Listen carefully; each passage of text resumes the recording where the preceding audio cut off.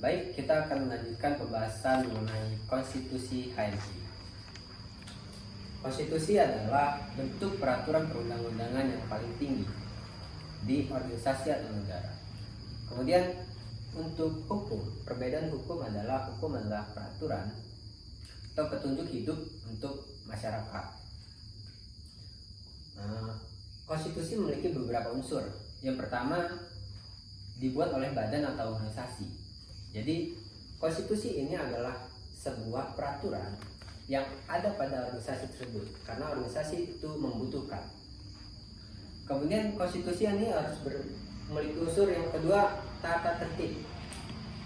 Artinya konstitusi itu berisi tentang tata tertib perjalanan dari organisasi itu ke depannya. Nah, yang ketiga adalah memerintah dan melarang. Dari konstitusi ini ada beberapa yang perintah untuk dijalankan anggotanya dan larangan yang tidak boleh dilakukan oleh anggotanya. Selanjutnya, konstitusi ini yang keempat memiliki sifat memaksa. Karena sifatnya yang memaksa, makanya konstitusi ini adalah bentuk peraturan yang tertinggi. Dia memaksa untuk seorang anggota mengikuti dari peraturan tersebut. Dan yang terakhir, unsur yang terakhir adalah memiliki sanksi. Jadi ketika seorang melanggar peraturan yang sudah dibuat, dia harus menerima sanksinya tersebut. Kemudian untuk kita lihat dari berbagai macam konstitusi. Contohnya konstitusi dari HMI sendiri. HMI sendiri konstitusinya adalah AD dan ART. Kemudian konstitusi di negara itu adalah Pancasila dan undang-undang. Kemudian jika untuk di agama Islam, konstitusinya adalah Al-Quran dan hadis. Kita lanjut tentang fungsi dari konstitusi sendiri.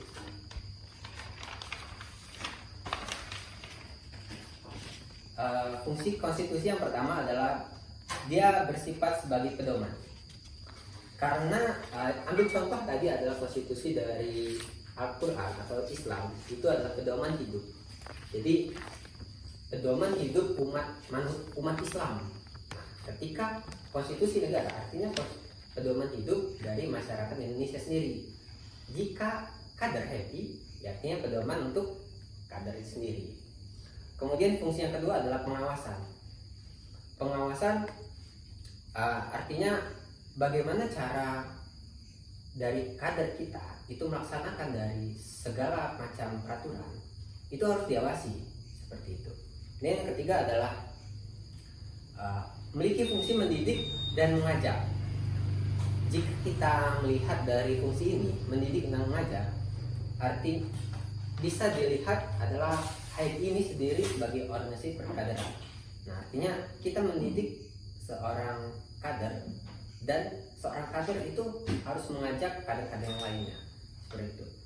Kemudian yang keempat adalah fungsi sebagai penyelesaian sengketa.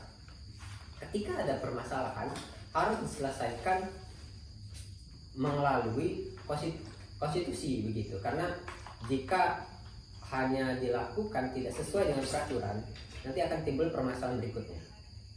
Kemudian yang terakhir adalah rekayasa sosial. Nah, rekayasa sosial ini akan menciptakan rekayasa sosial ketika peraturan ini sudah dijalankan oleh berbagai masyarakat.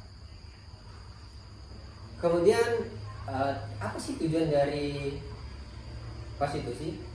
Harus bersifat adil dan bersifat bermanfaat bagi orang lain. Adil itu etis, manfaat itu utility. Nah, ketika individu dengan individu lainnya memiliki kebebasan masing-masing, tetapi jika sudah bersikut artinya kebebasan kita sudah diambil oleh orang-orang lain. Nah, itu konstitusi berhak untuk mengadili antara dua orang tersebut. Nah, yang ke utility adalah bertujuan kebermanfaatan bagi orang lain. Ini juga tujuan yang sangat dimuliakan. Contoh kita tadi Al-Quran harus bersifat bertujuan mengambil manfaat. Nah, apa manfaat dari Al-Quran sendiri? Itu sangat banyak, apalagi jika melihat dari anjuran-anjuran yang dilaksanakan oleh umat muslim. Kemudian jenis konstitusi. Ada apa sih jenis konstitusi? Jenis konstitusi itu ada dua. Yang pertama, tertulis dan tidak tertulis. Tertulis itu contohnya ya Undang-Undang Dasar 1945. Kemudian yang tidak tertulis itu seperti kesepakatan bersama antara masyarakat yang ada pada suatu desa. Nah,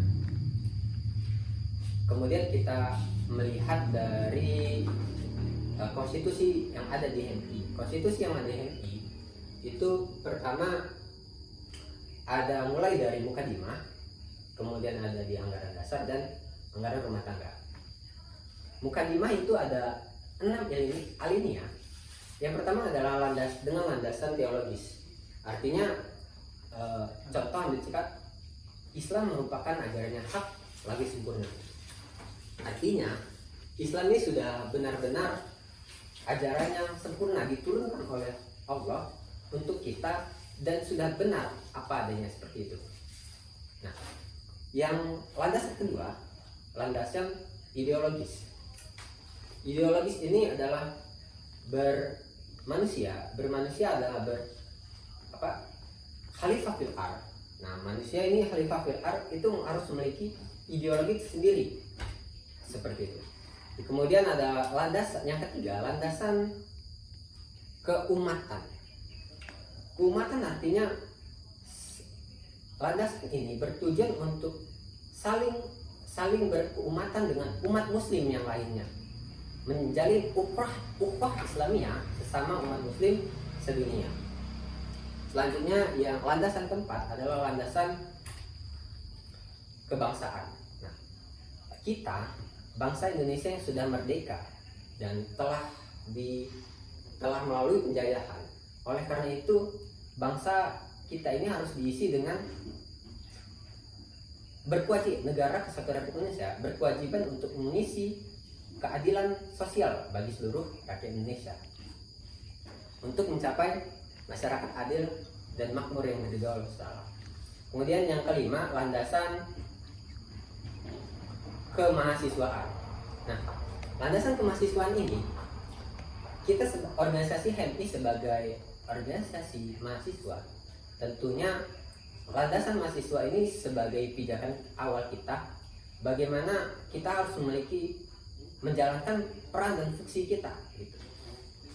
Fungsi kita sebagai Arenstok, kemudian agent of change, social control dan lain sebagainya. Kemudian mahasiswa juga harus mampu berpikir rasional, analitik, universal, kritis dan lain-lainnya. Kemudian kita masuk ke landasan keenam. Landasan keenam adalah landasan organisatoris. Nah, landasan ini artinya HMI sendiri sebagai organisasi perjuangan harus mampu berjuang menghadapi perkembangan zaman. Karena sebagai contoh, tujuan awal kita adalah ada dua, yaitu mempertahankan dan mempertinggi derajat negara Kesatuan Republik Indonesia. Yang kedua adalah mensyariatkan agama Islam. Seperti itu. Jadi organisasi kita sampai sekarang pun masih terus memperjuangkan semangat tersebut dengan 5 kualitas yang tercipta. Kemudian kita masuk dengan anggaran dasar. Anggaran dasar ini ada 20 pasal.